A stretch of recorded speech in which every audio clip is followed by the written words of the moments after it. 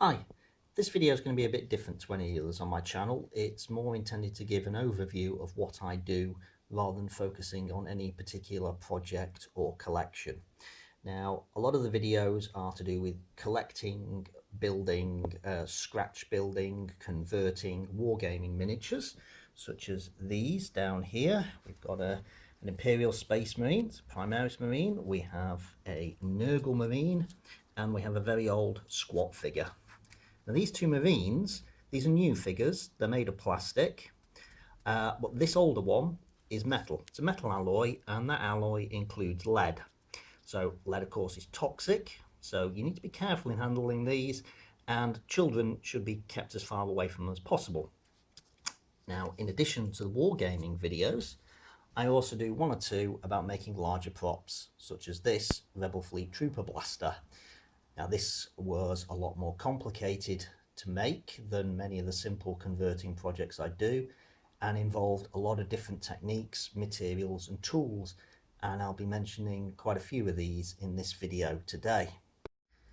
Now here we have a selection of the materials that I would use in a project, regardless of whether it's a conversion or if I'm building something completely from scratch. The main material I use is this plasticard. It's a styrene sheet.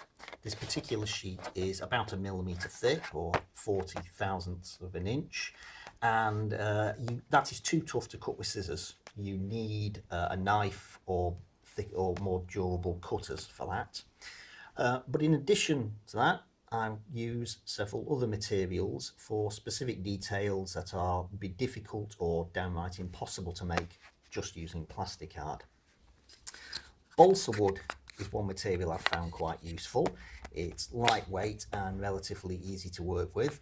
You can cut it with a knife or a saw, and it's easily sanded. Some surface details I use a white thin wire mesh for. Now this you can cut with a knife, sometimes with scissors. It's not very durable, so you can cut it into some interesting shapes. You can score and just snap it, but do watch the edges because they will be sharp. Plumbing supplies are quite useful.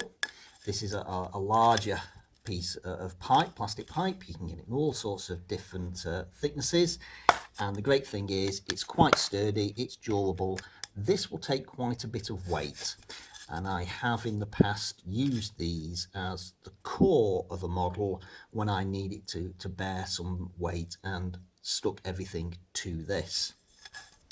Other fittings, of course, are made of metal. This is a copper pipe reducer, and I use those when I need to go from one width to another, just like you would in plumbing. The difference being I'm not expecting any water to run through it. But the thing about copper is that is very tough. You do need a saw to cut through that, and you need a good saw, or you will be there a long time. Wire comes in very useful. This is a thinner wire, came from a spiral bound notebook. Can be used for making antennas, small details such as handrails.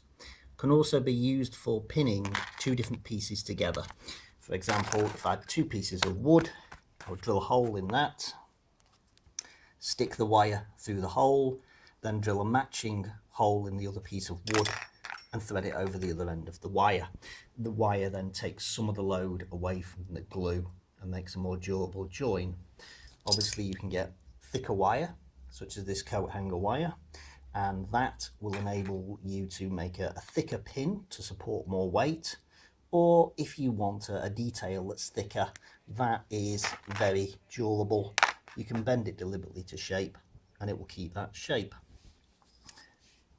Brass strip, I tend to use this in place of plasticard when I have a need to bend it and I want it to stay in shape. It's very good for that.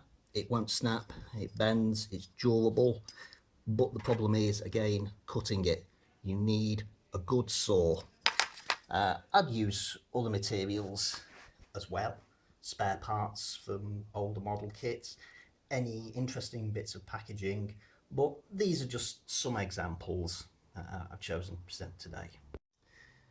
Now, when it comes to the tools I use, all of these presented here are hand tools, although in some cases you can get powered alternatives that will make the job a lot easier.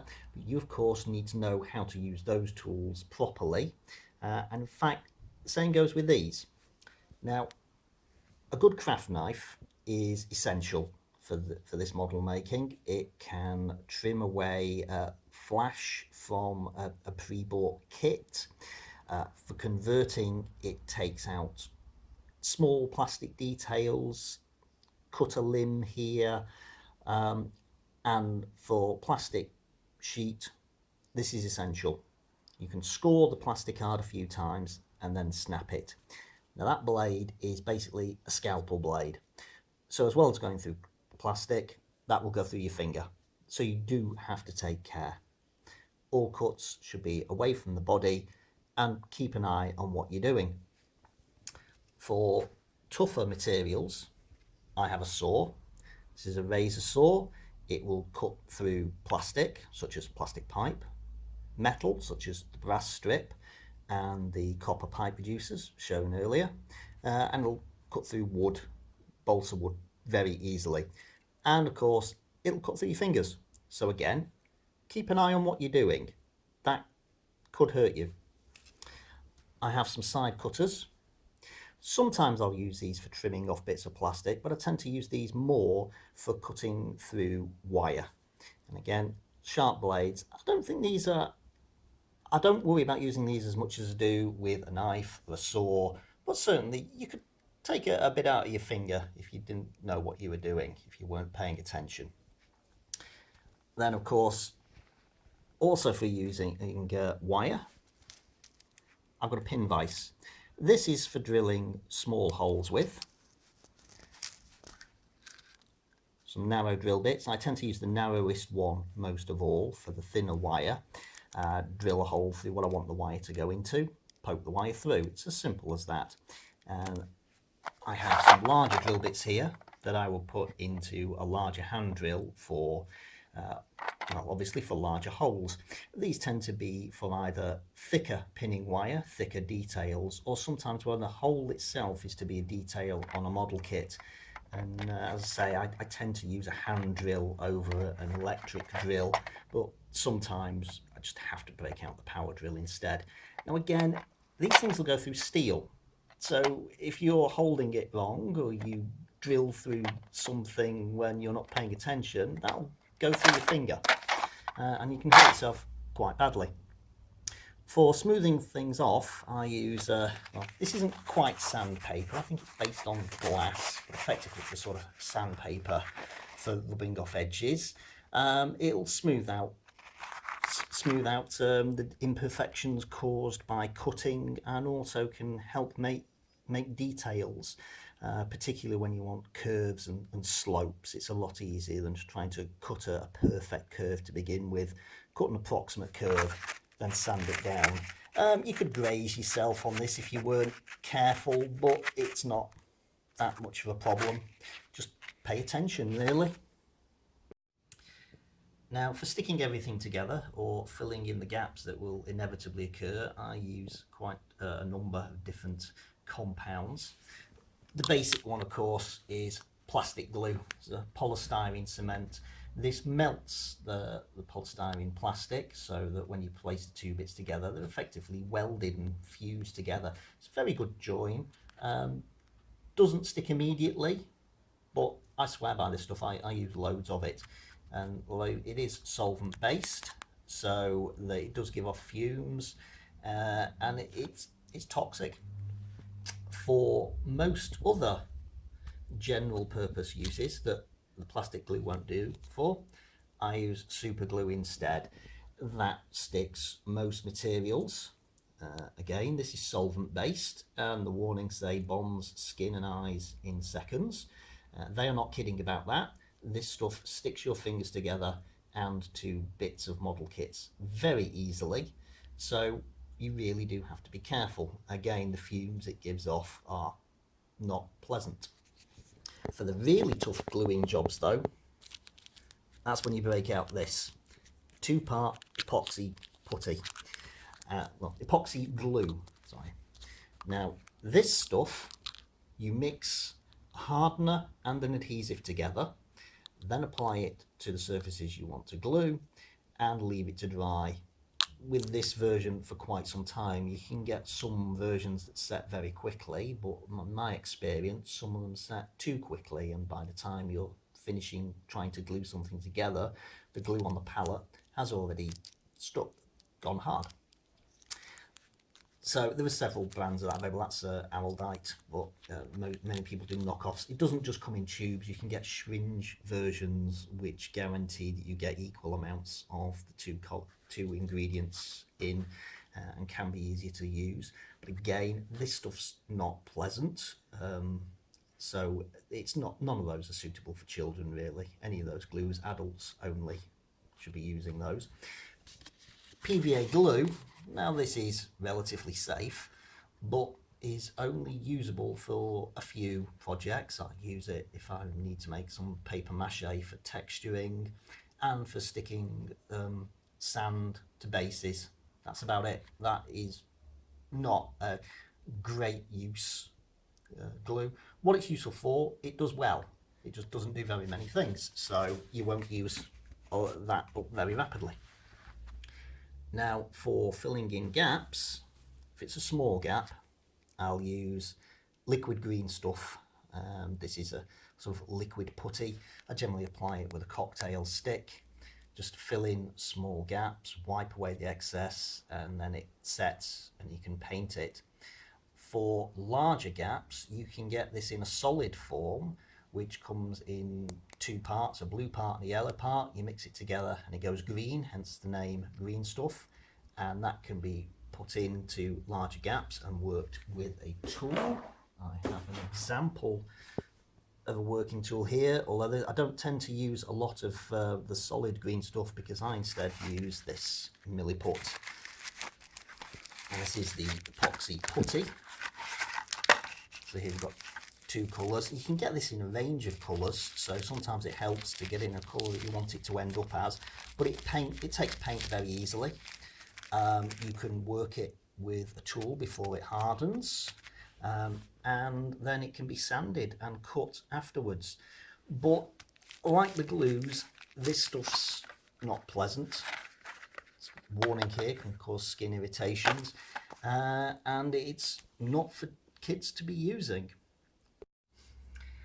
Once your models are complete, you'll probably want to paint them, and I tend to use two types of paint. I have the water-based acrylic paint, which is what I'll paint most of the models with, all the details. This is Games Workshop brand paint that lots of companies do their own. They're all pretty good. They are water-based, so you don't need to worry about lots of terps for cleaning brushes with. You can just wash them in water. They mix together, so if you don't have the exact shade and colour you want, you can just mix different ones together to make it up. You can get anything you want. But before you put any of this on, your model will want undercoating or priming, and for that I use spray paint. Again, it's Games Workshop spray paint, but as I'm sure you know, lots of places do their own brands. But of course, this stuff has got warning labels on. It's an aerosol, it's flammable, it's unpleasant. The propellant chemical stinks to high heaven and is a solvent. You should not use it inside, and children can't even buy this. It is restricted, certainly in the United Kingdom. I have no reason to believe other countries don't work the same way, but it's very useful and it's essential to what I do. And now on to the reason that I've been babbling semi-incoherently for the past few minutes. YouTube is making serious changes.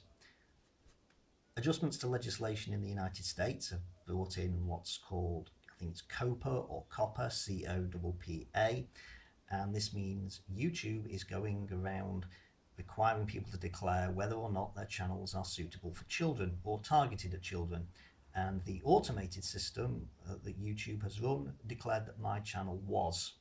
This simply isn't true. The tools and techniques and materials I use are not for children. It's as simple as that. It's dangerous for them to use it. A lot of these materials cannot be purchased by children. Certainly no adult should ever consider supplying these to children or letting their children use them. The effect it would have on my channel would take it from one which gets little engagement to one that was just totally dead. It would not show up in searches. Monetization is irrelevant because I don't monetize my videos. If any adverts are appearing on them, it's because YouTube's putting them there. But most significantly, as I understand, comments will disappear. So if anybody has a question about what I do, how I do something, where they can get any materials or models, they'll no longer be able to simply ask them by putting a comment in. And that would just defeat the entire purpose of this channel. So that's it. Basically, I've done this to try and explain everything. Hopefully this will demonstrate that my channel is not child friendly. Otherwise I may have to consider other alternatives, such as simply swearing in every video. I've tried to keep them clean, but now it looks like that's coming back to haunt me. You will, if you look at my whole range of videos, if you've been following them, you will notice there are two that are no longer there. I have taken down a Lego diorama video and a build your own BB-8 video because I thought those two might appeal to children, and the techniques in at least one of them are child friendly. So they're gone, they're not coming back. This video is aimed at people who can be trusted to use these potentially dangerous tools and materials. And that's all I have to say on the matter for now. Thanks for watching and putting up for this long.